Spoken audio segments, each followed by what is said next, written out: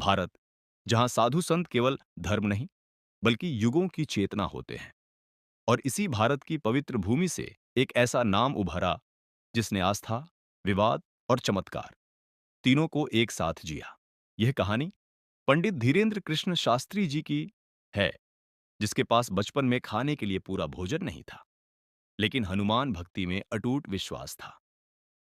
4 जुलाई 1996, मध्य प्रदेश के छतरपुर जिले का एक छोटा सा गांव गढ़ा। यहीं जन्म हुआ एक ऐसे बालक का जिसे दुनिया आज बागेश्वर बाबा के नाम से जानती है।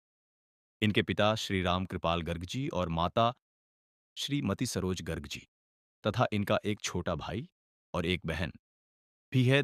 धीरेन्द्र शास्त्री जी का बचपन बहुत ही संघर्षपूर्ण रहा, लेकिन संस्कारों से भरा हुआ परिवार। घर में धन नहीं था, पर भक्ति विरासत में मिली थी।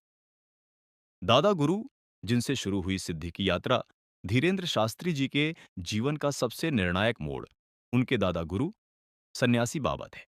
चित्रकूट धाम के निर्मोही अखाड़े से जुड़े एक सिद्ध संत जो स्वयं दरबार लगाते थे।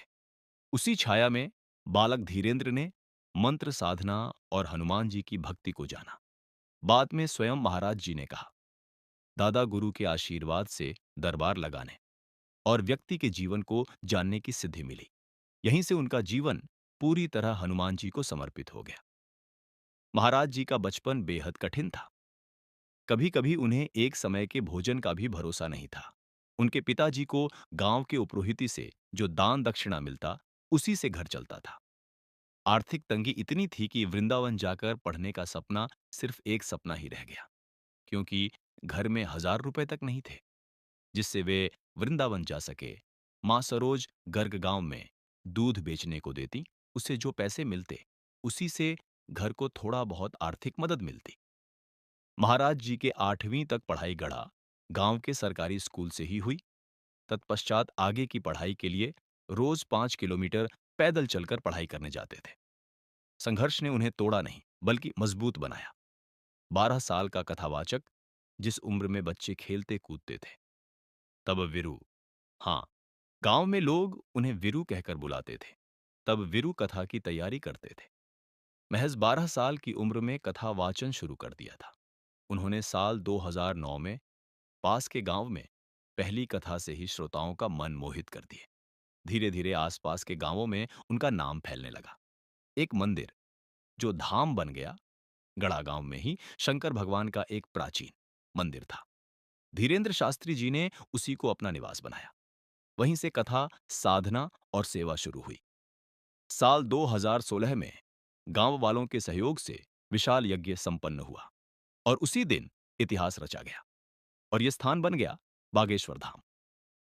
महाराज जी बताते हैं कि बालाश्री हनुमान जी की जो प्रतिमा है, वह स्वयं ही धरती से बाहर निकली है, जो आगे चलकर बागेश्वर धाम से विश्व विख्यात हुई। यहीं पर उनके दादा गुरु की समाधि भी है। देश विदेश तक गूंजता नाम आज बागेश्वर धाम आस्था का महासागर बन चुका है। मंगलवार और शनिवार को लाखों श्रद्धालु देश विदेश से अपनी अर्जी, पेशी और उम्मीद लेकर आते हैं। कई मीडिया और लोग इसे चमत्कार कहता है, तो कोई अंधविश्वास कहता है, लेकिन सच्चाई ये है कि करोड़ों लोगों की श्रद्धा धीरेन्द्र शास्त्री जी पर अटूट है। नेता, अभिनेता, आम आदमी सब उनके दरबार में शीश झुकाते हैं। सोशल मीडिया पर मिलियंस में उनकी फैन फॉलोइंग है। धीरेन्द्र शास्त्री जी सिर्फ कथा नहीं सुनाते, जिम्मेदारी भी निभाते हैं। हर साल सैकड़ों गरीब कन्याओं का विवाह करवाते हैं। इस वर्ष 156 बेटियों की शादी करवाई। बागेश्वर धाम में रोज अन्नपूर्णा भंडारा चलता है, जो कि निःशुल्क और बिना भेदभाव के चलता है। महाराज जी अपने विचारों को लेकर कभी पीछे नहीं हटे। उनका संकल्प है अखंड भारत, हिंदू राष्ट्र और गौ माता को राष्ट्रीय पशु बनाना। उनके विचार कुछ को चुभते हैं तो कुछ को जोड़ते हैं, लेकिन एक बात साफ है, वो जो कहते हैं पूरे साहस और ईमानदारी से करते हैं। अभी हाल ही में अखंड भारत बनाने के लिए और हिंदुओं को एक साथ जोड़ने के लिए कई राज्यों में पैदल यात्रा निकली थी, जिसमें देश के बड़े-बड़े नेताओं और सेलिब्रिटी ने भाग लिए थे। अंत नहीं, आरंभ गढ़ा गांव का वह गरीब बालक जो आज विश्व विख्यात कथावाचक है। लेकिन यह कहानी यहां खत्म नहीं होती। क्योंकि बागेश्वर धाम सरकार कहते हैं, मैं माध्यम हूं, करने वाले तो हनुमान जी हैं। ये थी कहानी पंडित धीरेन्द्र कृष्ण शास्त्री जी की, जहां आस्था ने असंभव को संभव बना दिया। हमारे यूट्यूब चैनल लाइफ अनरिटिन आपके लिए ऐसी ही अनकही कहानियां लाता रहेगा। यदि आपने हमारे चैनल को अभी तक सब्सक्राइब नहीं किया, तो अभी सब्सक्राइब करें, वीडियो को लाइक करें और कमेंट में लिखें, जय श्री राम, जय हनुमान। आपका समय शुभ हो।